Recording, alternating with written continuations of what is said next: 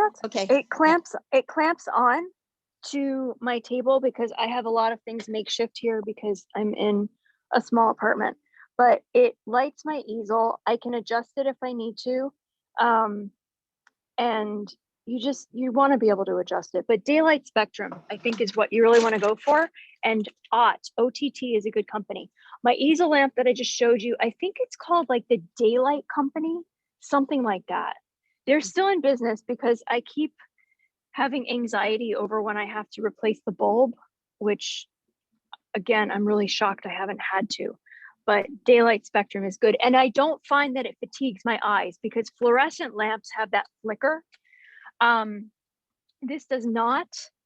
But what I will say, just as a precaution, is that if you have trouble falling asleep, don't paint in the evening under a daylight spectrum. All and right, I'm really serious about that. It is like a thing. It's like it has the same effect as those SAD lamps because it's a daylight lamp. So I just want to throw that cautionary note out there. You might have trouble falling asleep. So, and guys, we're not telling you to go out and spend $150 on lights right now.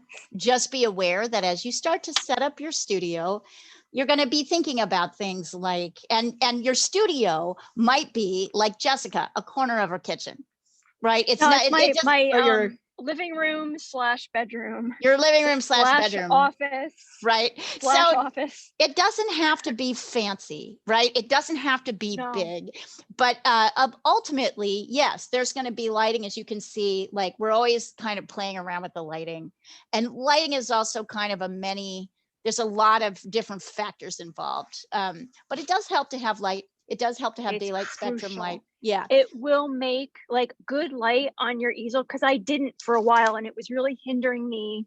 Yeah. With painting. I had just like an incandescent bulb that kind of didn't work out very well, but I was just kind of struggling through it.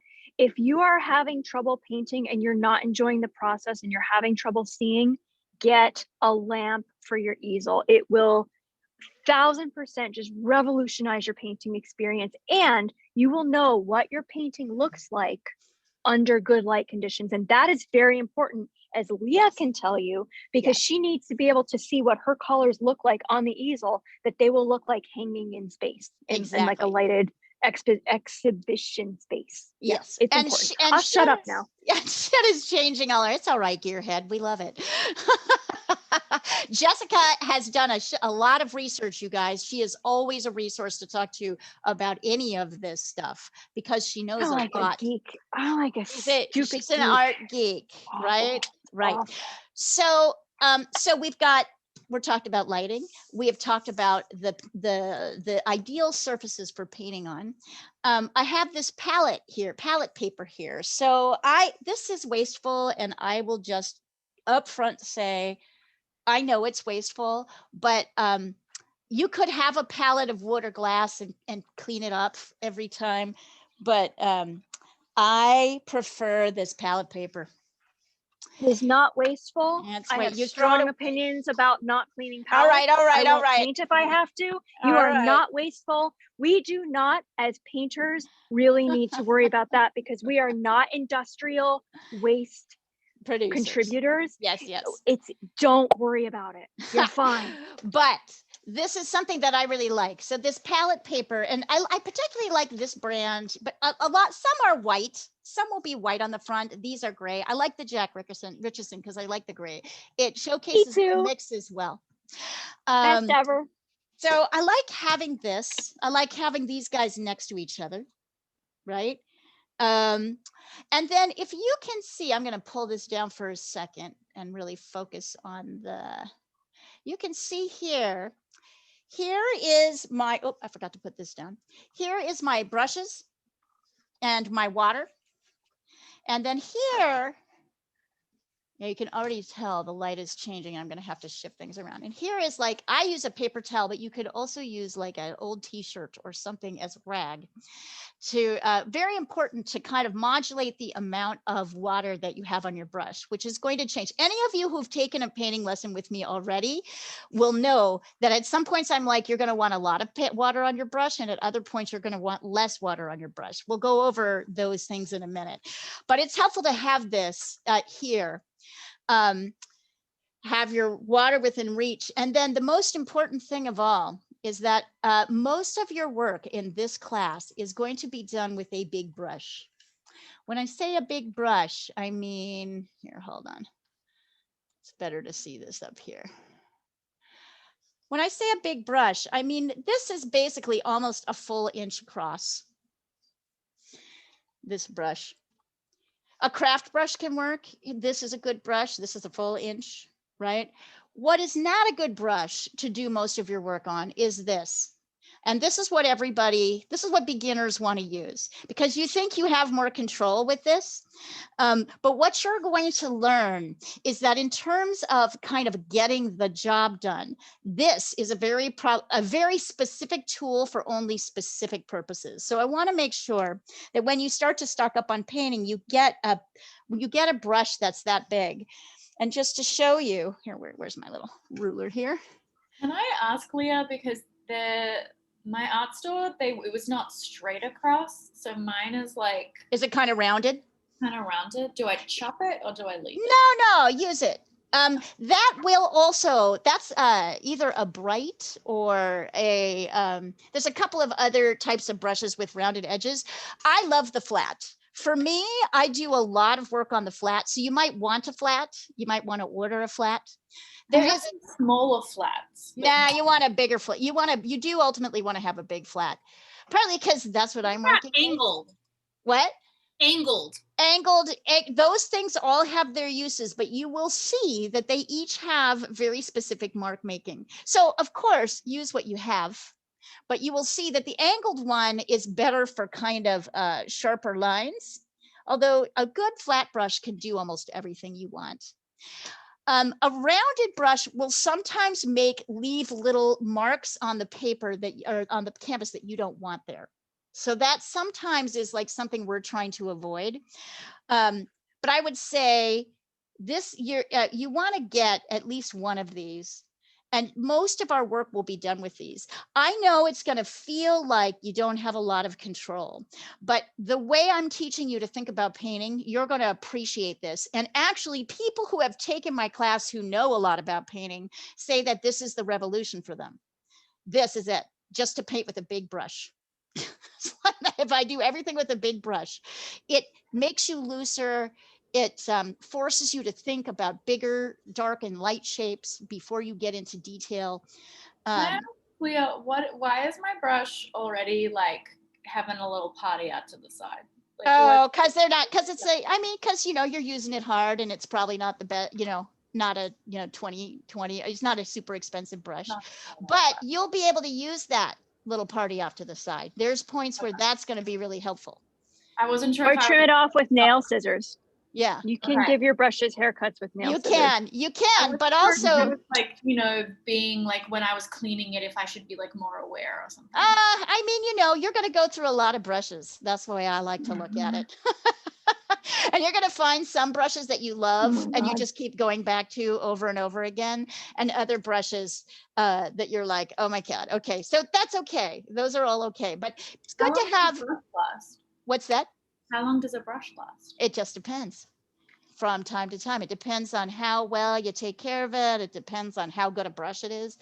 I have brushes that have lasted for years. I have brushes that I've thrown away after like 3 sessions with them. Just depends. One indication that your brush is cheap is if it sheds hair a lot. If it sheds bristles a lot, that is definitely not a brush you want to keep, because you'll actually get bristles in your paint. It'll dry and it'll look crappy. So if your brush is shedding, then you want to ditch it. But if your brush is kind of having a little party to the side, I like that, a little party to the side. It's leading to the side. You can trim it, or there are things that you can do with that. So if you can control it, you can also use it for a very specific mark making. Maybe I'll show you how that works a little bit later. So any more questions about that as we've gone forward, as we're going forward? Oh, there we No, go. thank you. Okay, so we've got palette paper, we've got canvas paper, we've got our palette paper, we've got our brushes, and we have our brush setup right here, right? And our rag kind of available to us at all times. So let's talk a little bit about color and color theory. Those of you who have taken a few painting classes with me, you may or may not have heard this. And I'm already seeing that I need to move this over a little bit so you guys can get the best view. All right, so I'm going to put 3 colors down here. And these are what we would call the primary colors, which means this is red, this is blue, and this is yellow. I'll talk about what kind later. There's more information here about that. All right, but you can, if you want to, take your red and your blue and your yellow and organize it in a little triangle like this, because this is basically what all the paintings are, what all colors are mixed from. In a simple form, all colors come from these primaries. You, by the way, will also want a palette knife. I don't know if you guys can see this. It looks a little bit like an elevated trowel, kind of a mini trowel. These are like super helpful to have. I'm going to take this. So I'm going to start by reminding you that if I mix blue with red, I'm going to get a purple. So if you have paint out on your palette and you've got a palette knife or a brush, if you don't have a palette knife, you can try and make that mix right now and have it located here between these 2 colors. I'll move this around in a minute so you can see a better color. And then I'm wiping this off here so it's clean. And if I mix yellow and blue, I get green. Kind of a very yellowy green. If I want it to be darker, I put more blue in. All right. And cleaning off my brush again, if I go between yellow and red and mix those 2 colors, I get orange.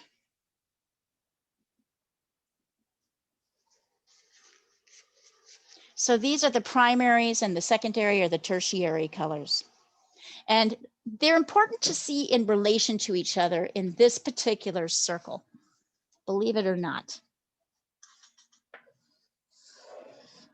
You're going to hear me talk about these colors a lot.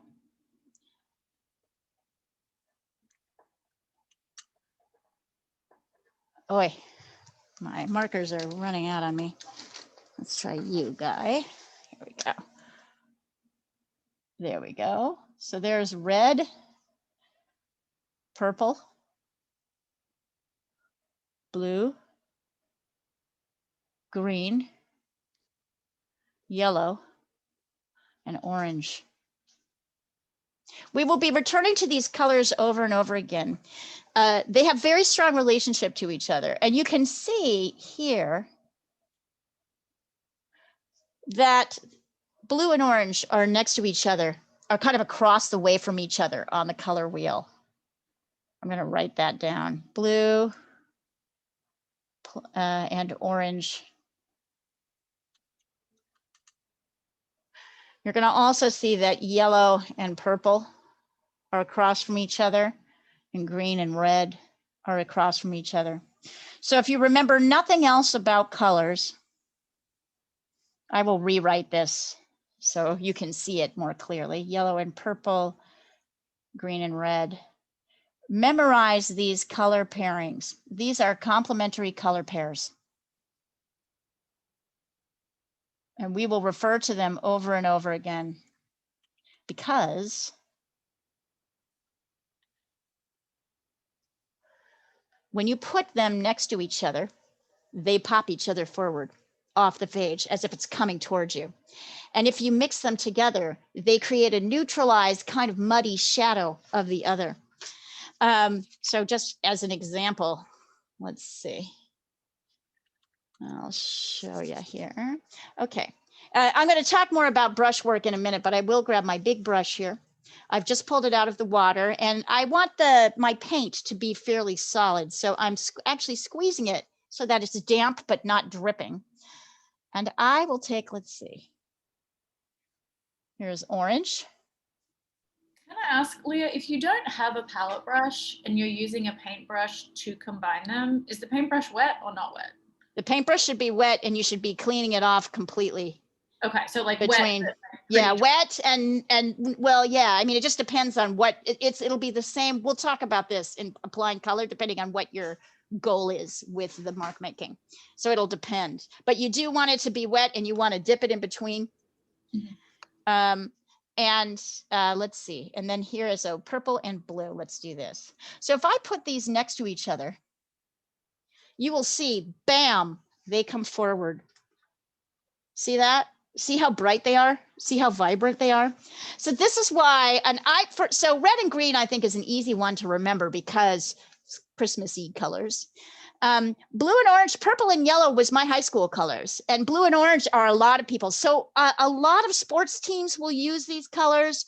A lot of organizations will use complementary colors because they want like the numbers to kind of pop off, like of a sports team to pop off the shirt at you. You'll see it quite a lot. If I'm gonna squeeze this off so you can see it. If I take a little bit of orange on my brush and I blend it in, you're gonna see that I get this kind of muddy color,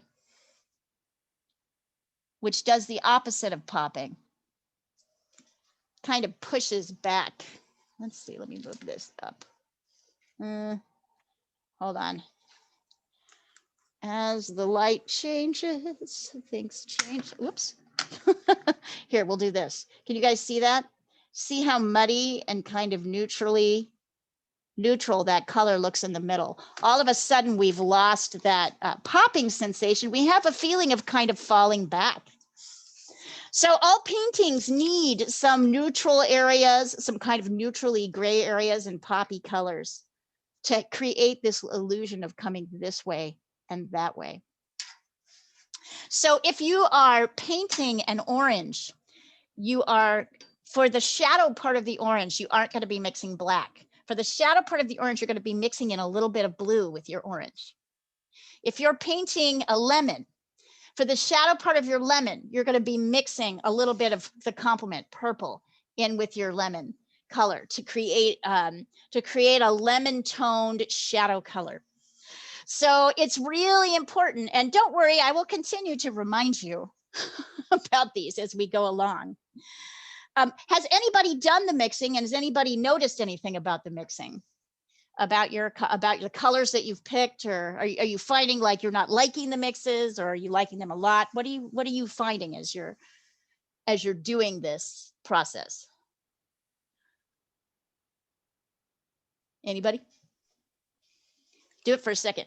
Also, if you want to, you can just send me a picture on WhatsApp through any of the class threads that you're on, if you want me to take a look at it. I decided not to create a class thread for this one just because I thought it was pretty basic. We didn't need it. I'm still playing with my. Yeah, but how much paint should you have when you are mixing two of those? So one problem I had in a previous class was I thought I had a great mix going. And then I ran out. Right. Then I tried to make the mix again and I failed. Yeah. Don't worry about ever trying to make your mix the same the second time. I mean, that's a many splendored question. If you're dealing with acrylic, you'll notice acrylic dries in 10 minutes. So you want to mix enough so that you don't want to mix huge amounts, but you do want to mix enough so that you can go back to it. But you will find that you'll just continually be mixing, and you will not get the same mix every time, and that's okay. Almost every subject has varieties of the same color, and so you don't need to have it to be exactly the same. And if you think like that, stop painting right now. It's not for you. Like you have to mix the same, you will make yourself crazy. So what you want is to actually think about, so I mean, you know, you want to be careful because you want to mix carefully. I don't like how dark it is in here. Hold on. I'm going to move my light around and see if I can. I wonder if that will help. We'll see. Might creates a little bit of glare, but it might be helpful for the sun. The sun's kind of moving down, and so it's changing how the light is coming in through my studio. Oops. All right. So let's talk a little bit about that. I don't know what colors you were using. I want to talk to you about the colors that I'm using here to make this mix. Come here, you.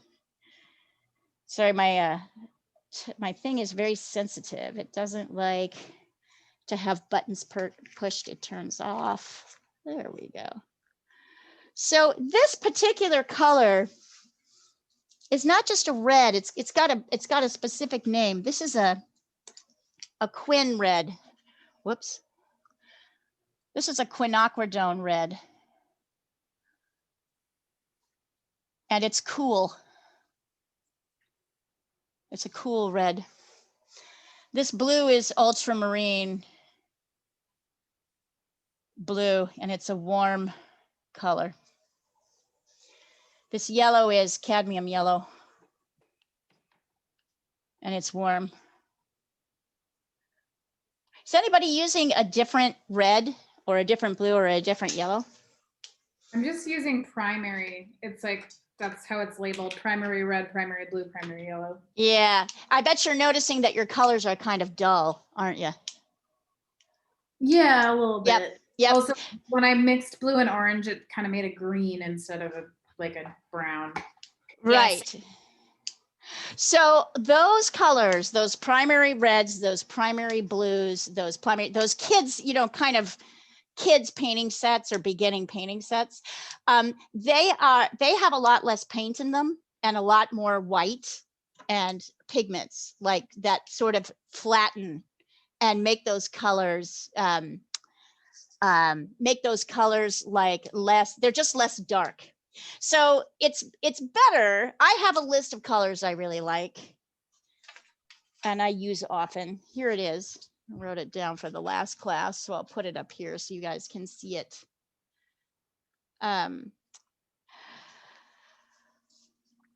You'll also notice that as a general purpose, I want to talk a little bit about warm and cool. Is that like confusing for people, or like, you know, like, are you not quite clear on it? Because it's got layers to it. Warm colors, it essentially, the division between warm and cool is yellow, orange, and red, and green, blue, and purple. So green, blue, and purple tend to be cooler colors, and yellow, orange, and red tend to be warmer colors. But each of these primaries has a warm and a cool primary. So there is a warm red and a cool red. There is a warm blue and a cool blue. And I'll see if I can show you, because usually, even on the terrible Zoom screen, you can usually see the difference. Here, hold on. Sorry, what was the green that you used in the color wheel? It was a fallow? Nope.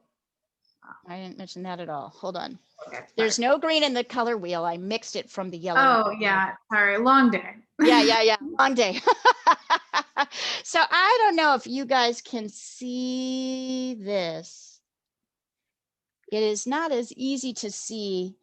And this is a cadmium red. And it is a lot more yellow. And this quinacridone red is more pink. It's got more blue in it. See, this cadmium red is very yellow. So if you try to mix a kind of warm cadmium red with a blue, you're going to get a color that does not look like purple. You're going to get a color that looks like brown because it's got a lot more yellow in it. If you want a really beautiful, vibrant purple, you're going to want to use a cooler red, a red with more blue in it. So that is, and we spend a lot of time in our painting classes reviewing color mixes. So I don't want you to worry so much about memorizing cool and warm. I just want you to be aware that it's out there and happening, right? It's kind of happening out there. The cool alternative to blue is phthalo. I'll show you a little bit of that. Here's a little phthalo. Phthalo is easier to see when you mark it. The difference in these is easier to see when you put them on a canvas. So let me do that. Phthalo is cool. Oh. I'm going to use a different brush just so I can make that on here. Okay, that's a phthalo. And as I add more water and make it lighter, you can see it's very kind of, whoop, there we go, very vibrantly blue. And ultramarine blue has a little bit more red in it.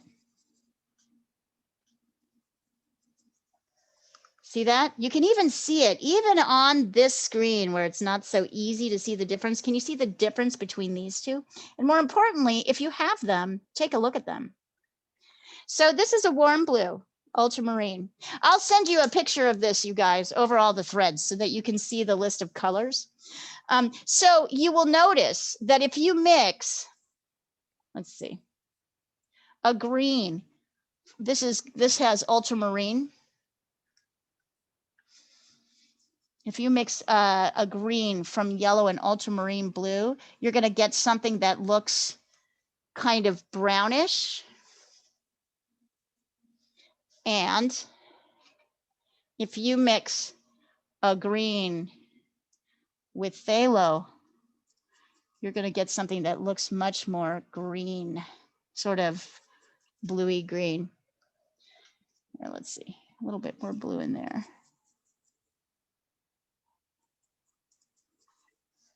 So I don't know if you can see the difference. If you can't see, whoops, if you can't see the difference, here, hold on. I'm going to try to get up close so you can, this way. I don't know if you can see that difference, but if you can't see the difference, try it yourself. If you've got the two blues, mix them, and you'll see that there's a pretty significant difference between mixing phthalo blue. Oh, I made a mistake. I mixed two with, let's try that again.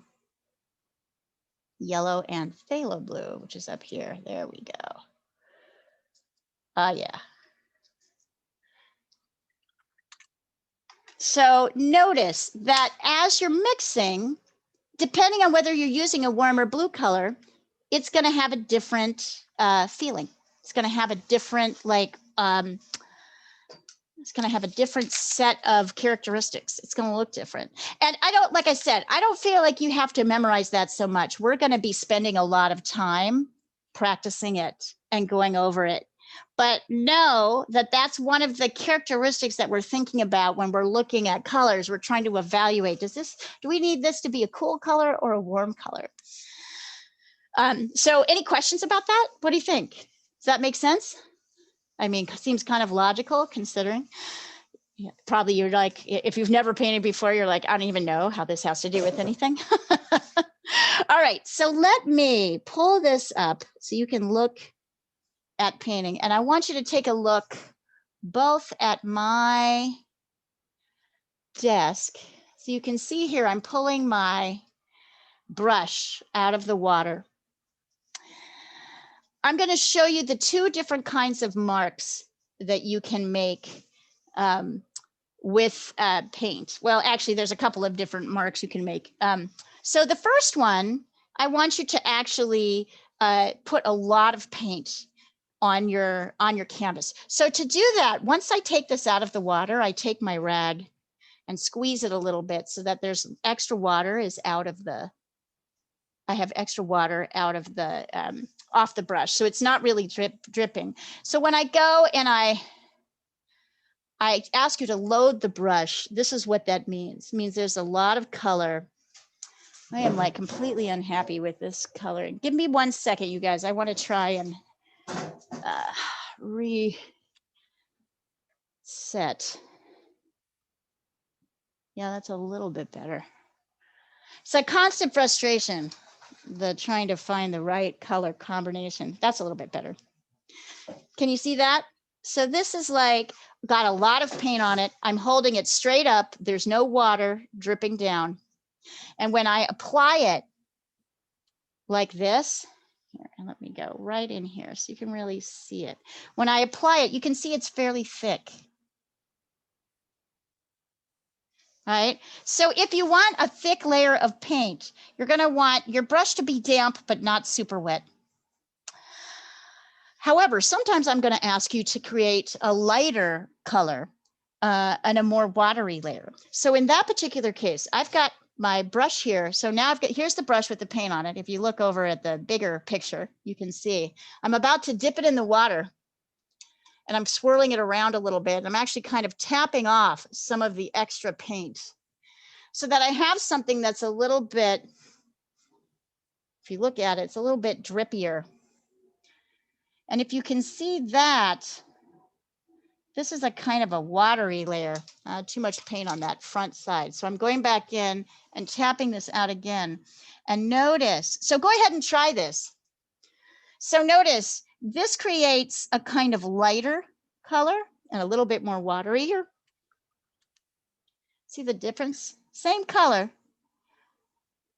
but this is kind of a watery color. So many of you have asked, how much water do you use on the brush? And I'm going to tell you that sometimes you're going to want to squeeze the extra water out when you want this effect right here. But other times, I'm going to want you to use a lot more water and a lot less paint on your brush so that you have this watery, lighter feeling. So go ahead and try that. That's step 1 in mark making. Oh, yep, brush. I might have to, oh no, it was one of the other brushes. So one of the other brushes that I was using to do mixing shed a brush hair, and I don't want that.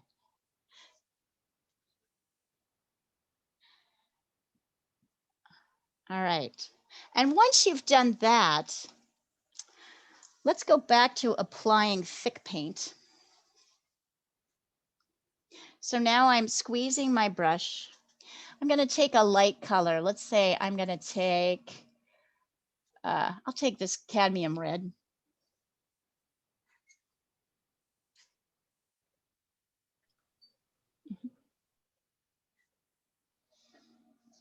Scoot this over a little bit. I think we might get better. If I can move this over here. Yeah, there we go. Okay. Up.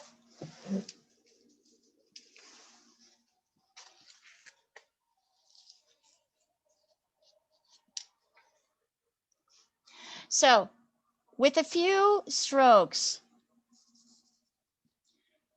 I am laying down a fairly thick coat of red. I'm going to clean my brush. See here, I'm leaning over and cleaning my brush. And then I'm going to take some of this phthalo blue. Let me make sure I get all my red out.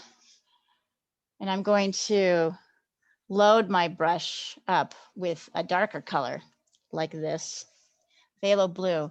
And then very carefully, I'm going to take that big brush and draw a straight line right next to my red section like that. So in both cases, I'm going vertically. You wouldn't have to, though. You could totally go, if you were feeling like it was hard to go vertically, you can lay your brush down like this and go pull horizontally across. That's another way. Oops, there we go. I'm working left-handed, so that's a little tricky for me. Here we go. So doing this is what we call the hard edge. That means it's a really strong straight line I can see between colors. And notice it's really easy to see because one color is light and the other color is dark. So this is an edge that we're going to notice. So paintings have some hard edges. So one of the things you're going to need to do is be able to try and paint a hard edge. But a lot of painting is done with what we call a soft or a blended edge. So a blended edge starts off the same as a hard edge. Here we go. I want you to try both. So I'm getting my brush cleaned up. I'm adding in some red here. So I start off the same, but a blended edge means once I've laid down the paint and both sides are wet, I'm going to start brushing very often the light side into the dark side. So notice now instead of going vertical, I'm going horizontal. What I'm trying to do is create here. What I'm trying to do is create what we call a soft edge. So I'm trying to get rid of that hard line. I want there to be a transition from one color to the other, but I don't want to see a strong hard line. Often you'll mix a third color in here. So this is a soft edge. And in the painting world, I don't know how many of you knit, but you know there's basically like just there's two things in knitting, right? There's knitting and there's purling. This is the knit and purl of the painting world. Soft edge. So I want you to try it. And once you've tried it, and I'd be happy to demonstrate it a couple of times. I might do it with the colors that are easier to see. Actually, what if I move down here? There we go. Try it with any two colors, but you want one of your colors to be dark and one of your colors to be light. That definitely is something you're going to want. Let me try like a kind of yellow. And then I'll try, let's see, like a red here, dark red. So if I want a soft edge, I want my brush to be mostly dry. I might put, once I lay these colors down, I might put more yellow paint on my brush. And then I'm going across like this.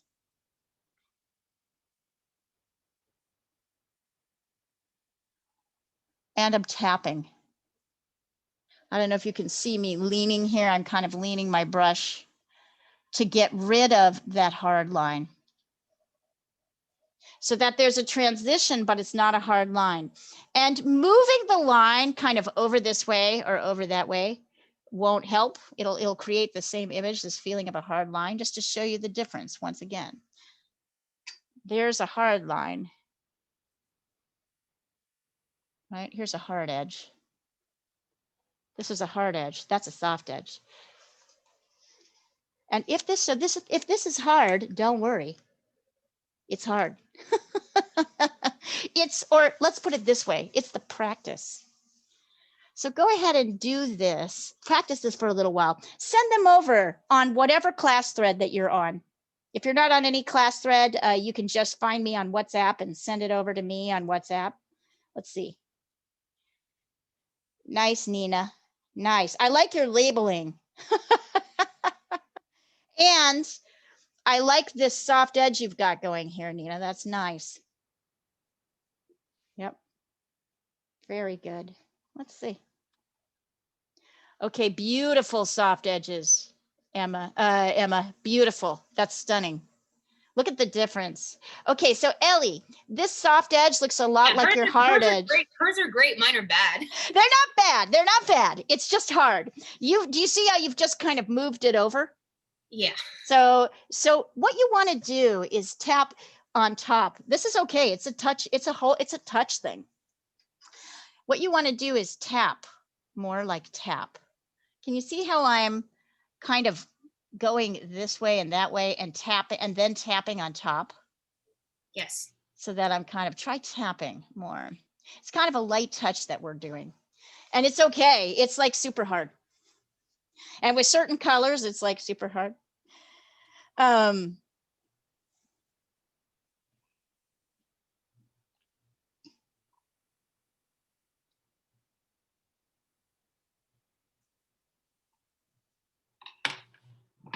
Honestly, this is the practice. So we'll be, and of course there's more to it than this, right? Like once we get into it, you'll see, and here's where I'll show you a little bit about this tiny brush. What will happen with this tiny brush, let me see if I can show you, is that as you start to lay things down, can you see how I can see the marks? I can see the ridges between the brush marks of each brush that I make. So this is not a clean sweep. There's little indentations between each brush mark. And I can get rid of them, but I have to do a lot more kind of brushing over like this. I'm doing a lot more work to cover this than with one big brush stroke. The truth is that if people see a clear brush mark on your painting, they're going to think that it's supposed to be showing something, right? Grass, flowing water, waves, frothing waves, right? So if they see a mark, if they see a hard line, they're going to be thinking there's a reason for that. And if you don't have a reason for your mark to be there, if there's no clear reason, it's not conveying something, people will look at that mark and it will look weird. It'll make your painting look less real.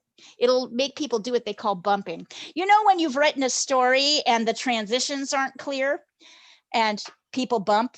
We used to use that term when I was a writer. When I used to be a writer, I would use the term bump. I bumped here, like meaning my transitions weren't very smooth, right? So it's the same with painting. You'll have a bump, like people will see it, and if there's no reason for it to be there, it will interrupt their flow of understanding that painting.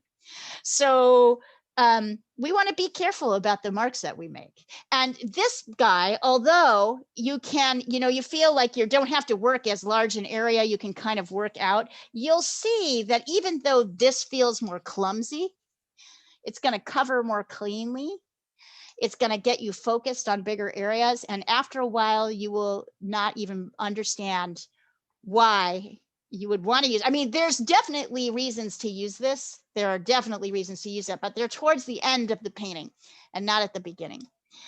So that's one of the instincts I just want to move you away from, but you'll feel like it's awkward.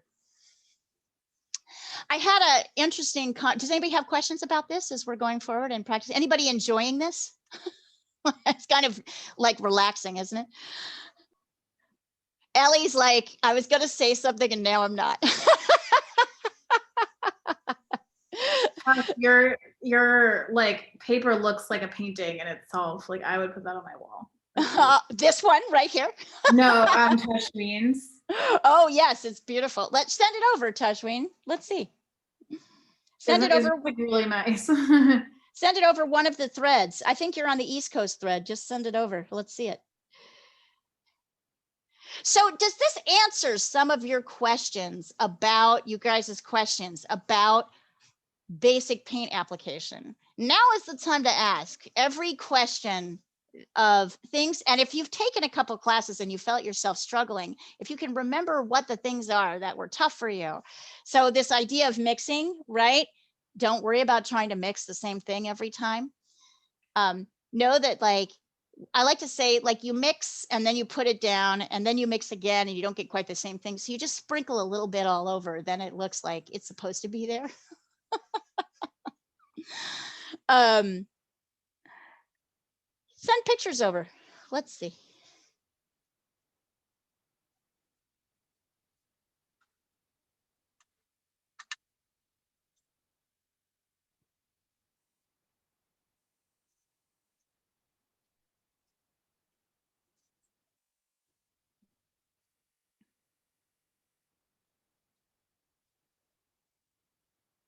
Let's see.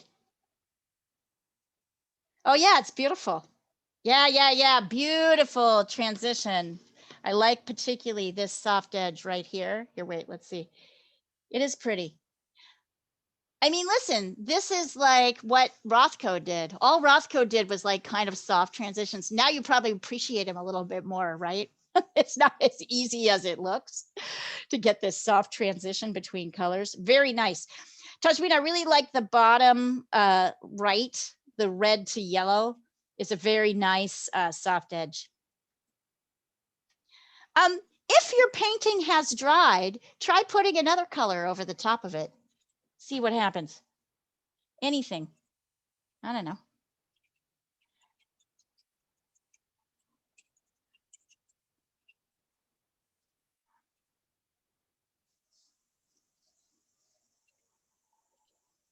You can kind of scribble. Once paint has dried, other colors sit very nicely on top. Try putting a complement on top of your base. So right now I'm putting red over green and kind of liking how that looks. Oh yeah, and look at when I try to blend with this, it doesn't work. It is harder to get a softer edge. Nice. Oh, perfect, Ellie, you got it. You got it with the tapping. That's it. It's tapping for you. Great. Wonderful work. I'll send it over. I'll send Tajween's over East Coast so you all can see it. And I'll send Ellie's over beginning drawing so you all can see it.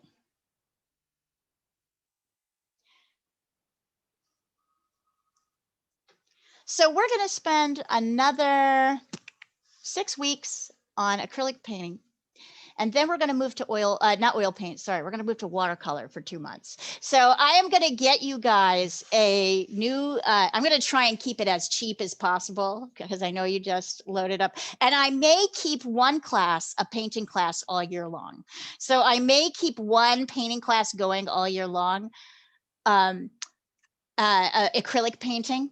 Because after 2 months of watercolor, we're going to move to drawing for 6 months. So we're going to do figure drawing. We're going to do face drawing. We're going to do, I touch me, it's like, yes, yes, yes. And even if you find yourself going, no, no, no, no. These are fantastic classes for beginners, believe it or not. There are people on this thread who took this class. Are there people on this thread? Actually, we've got a lot of beginners here, which is really awesome. We have more people who have been through 6 months of drawing who are going to return to it again, and they will tell you that you're going to learn a lot in the drawing section. It's really neat. But I'll keep a painting class going so that you all can like keep practicing your painting, but we'll be moving to drawing. And the reason I want you to do that is that in the end of a year, you all are going to have done every medium except for oil. And I might even introduce oil in so that you can somehow figure out a way to do that, which is going to be very uncomfortable, like kind of stressful.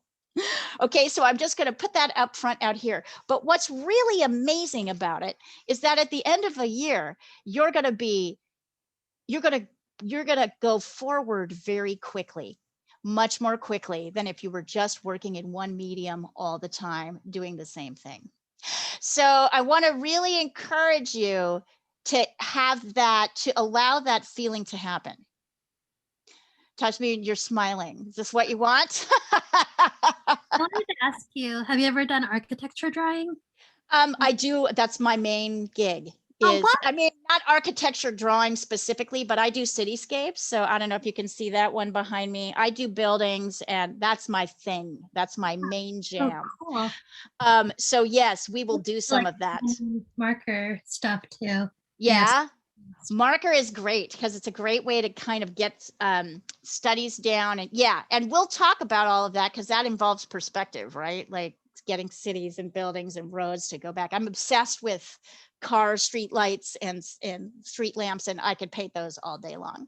So I would love to take a class on that. We will definitely do it. We'll definitely do at least 1 or 2. I think that'll be the last thing we'll do in acrylic for a couple weeks before we go on. I thought we might try drawing like a car on a street, painting a car on a street, and then we'll try it again in watercolor. And then we'll do it again when we get to and then we'll do it again when we get to drawing. So yes, so I want to share this with you because I think it's really important. See, now the light's good. Insane. I have a couple of, I used to do private clients. I don't really anymore, but I have 1 or 2 that are grandfathered in. And one is this little girl named Ellie, who is 9 now, who I started with when she was like 6 or 7. And Ellie lives in San Francisco. And Ellie's mother called me about a month ago saying that she had entered Ellie in her, Ellie's work in a competition, and it really upset her. It upset Ellie a lot. And so she said, I feel really bad. And can you try and figure out what it is? And so yesterday in our class, Ellie asked me, what motivates you to finish a drawing or a piece of art? And the first thing I said was, well, I have to make a living, right? Because I make a living selling paintings. And then I thought about it and I thought, you know, your mom said that you did not like the competition aspect. Like you didn't like having your stuff in a competition. Can you tell me why? And she said, I didn't want to be judged. I didn't like that idea. And I think a lot of us feel that way. But so she said, well, then how am I going to be encouraged to finish my drawings? And I said, well, you're going to have to balance boredom with discomfort. So what happens is if you keep doing the same thing over and over, you're going to start getting bored. Right? You're going to start getting bored. This is what she's been doing. She's been doing kind of the same drawing for a while. She's starting to get bored with it. And I said, I think next week I need to show you how to do something different, but I want to tell you, you'll be a little uncomfortable, but you'll like it because you're going to learn something. And I think you like to learn how to do something, right? You like to learn it as opposed to competing with other people. You just like the idea of achieving and learning to do something. I said, to do that, you need to be a little uncomfortable. And she was like, okay. Like she kind of went, oh, all right, I've got to do it. So there is and then I realized how profoundly true that is for all of us in this process, right? So we are going to be doing things. I'm going to ask you to do something at some point during the year that's going to send every single one of you at any different point. It'll send any one of you to your knees. You're going to be like, I can't. I can't do it. And it'll be different for different people. And I really want to encourage you. That's so fantastic. Also know that going to your knees here is a good thing. And then if you're really on your knees, like raise your hand and say, help. I'm on my knees. Let's see what I can do. I'll see what I can do to walk you through it. Because I think this is a better way to learn. I think you're going to learn a lot. Through the process, if you're willing to know that at some point it's going to feel hard, and I'm not going to keep you in one medium long enough or subject matter long enough to keep you very comfortable. So my whole job is I'm going to push you. I like it. I can see people smiling. Some people are smiling. Some people are looking at me like, you bitch. I can do that to me. No, nobody's really looking at me like that. Those people have maybe those people have their videos off. Yeah, see, Emma just turned her video off. Now she is. But no, I know, Emma. I should go off to I'm excited about that. Yeah, I was just kidding. I'm just kidding. I know you all are, I can tell, because that's who shows up to art class, are the people who are like, I don't know how to do this, and I know there's a way. And I want to show you the way. And my job is to give you as much technique as possible to help you kind of over that. So that little tapping technique, for example, to get those blended edges, that is so like, the more you practice it, the more you'll be like, oh yeah, it really does help. Putting more paint on your brush will really help in some places. Sometimes I'm going to want you to have this kind of soft, watery areas. Sometimes we're going to want these harder areas. We're going to talk a lot about mixing and a lot about warm and cool colors. The reason we're doing so many different subjects is I just want to be able to have you start to see the connection between them. So we could just paint still lifes for a whole year, but I don't know. like, I think you learn a lot by painting still lifes and animals and cars and buildings and sunsets and clouds, like all the other things, so that you start to see the connections between them, mark making wise and others. I promise you, you will be better at the end of a year of this. You will go farther than you ever could have imagined. Anybody have questions? What other questions? That's really what is the meaning of life? That's my question. Get a paintbrush in your hand, and that's all you I have need. one. So you know the meaning already. It is all it is. I just want to kind of back up what Leah was saying about discomfort, because when you start getting comfortable, you're not growing. Yeah, they actually say your true. brain, once you get good at something like learning to drive or learning to, oh, hi, doggy, learning to drive or learning to ride your bike or anything. Like once you get good at it, your brain creates shortcuts to make it easier for you to do it. And then your brain starts deteriorating. They say the best way to fend off dementia is to learn a new skill, like a language or drawing or painting. And the beauty of drawing or painting is you can never be too good at it. Never. That's true. Spend your whole life like just trying to keep being and then better. when you think you've kind of got a good groove, something comes up and tells you no, go this direction. Yeah, it's like really kind of shocking, actually. Nope, go here. All of my painting is taking a very different turn this year, and I've been doing this 20 years. It blows my mind all the time. I'm like, really? I'm doing that? Oh, okay, I guess we're doing this now. And by the way, this I'm not that good. Oh, hi, puppy. Jane has her doggy. I guess we're doing this now. I guess that could be my new art motto. Now. I guess we're doing this now. I guess we're doing this now. That's it. Some other wonderful things. Jessica here has offered, who is on the screen as Daya, her daughter, his name, under her daughter's pseudonym, Daya. On March 9th, which is also a Tuesday, at this time, Jessica's going to do a 1-hour lecture on twice, yes, a 1-hour lecture, twice during the day, but once at this time, called Friendly Perspective. So she is going to talk to you about like the perspective things that are the things that are happening right in your drawing, where the shapes are different than you think they should be because things are going back in space or forward. So it's going to be very friendly. I really want to stress that because I'm actually I'm preparing my materials for it right now. I actually did a lot of work on it yesterday. I'm gearing this class, or it's a workshop really, very specifically to Leah and how she teaches and where her students are. So this is not a general workshop. This is very specifically geared to Leah and the needs of your students, and very intentionally. I'm laughing at everybody. Yes, go ahead. Oh, no, I just said thank you. Thank you. Awesome. That sounds good. Yes. So so we will continue with our same schedule throughout next month. We're going to be having the same number of painting classes. So the classes on Wednesday, Thursday, and Friday are going to change depending on what month, right? We'll spend another month in the Monday, Wednesday, Friday, the Wednesday, Thursday, Friday classes doing painting. Then we're going to move to watercolor painting for April and May. Then from June to December, we're going to be drawing. And we're going to start with figure drawing for 2 months. But beginning drawing on Saturdays will remain the same all year. And pastel landscapes on Sundays will remain the same all year. And I'm totally stoked about this. One of my good friends, who is a wonderful abstract painter, is going to start offering an abstract painting class, which I can't teach at all. And I am she's going to start in May or June. So we are going to have more options for you to try out these different things. Like I can't even tell. I'll probably take the class too, because I'm like, I don't even know how to do that. I might also recommend that all of you here, I'm going to type this here, follow my 2 Instagram accounts. One is the Roaming Studio.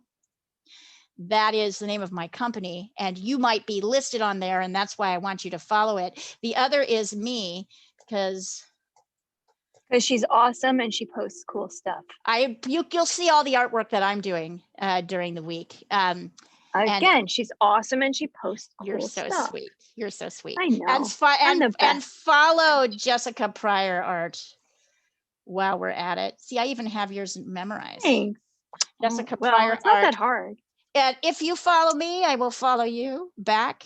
I will too. I will follow you back. And we'll comment. And if you want to see, if you don't want me to post something, just send me a text or a WhatsApp saying, I'm going to assume that everything on the WhatsApp class threads is kind of up for grabs unless you tell me no. And I won't post it, but I'll assume that it's okay for me to post it.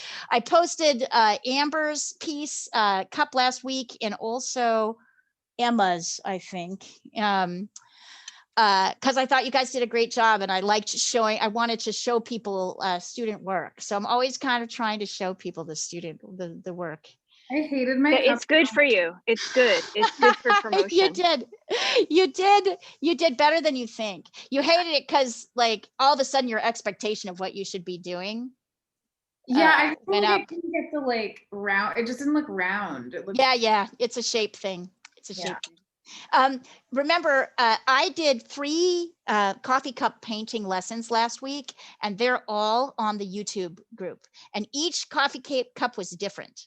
So if you wanted to try that lesson, but you didn't want to do the same one, just go to the YouTube class. Does everybody have that link? Should I put it in the chat? I can grab it really quick. Here, hold on. Yes, could you please put it in the chat? Yep. Thank you. Yep. And I'll show you another thing that's helpful because it's got the schedules and the Zoom links and everything. I'll put this down as well. Here, hang on, let me grab it. So this is called the Art at Work channel.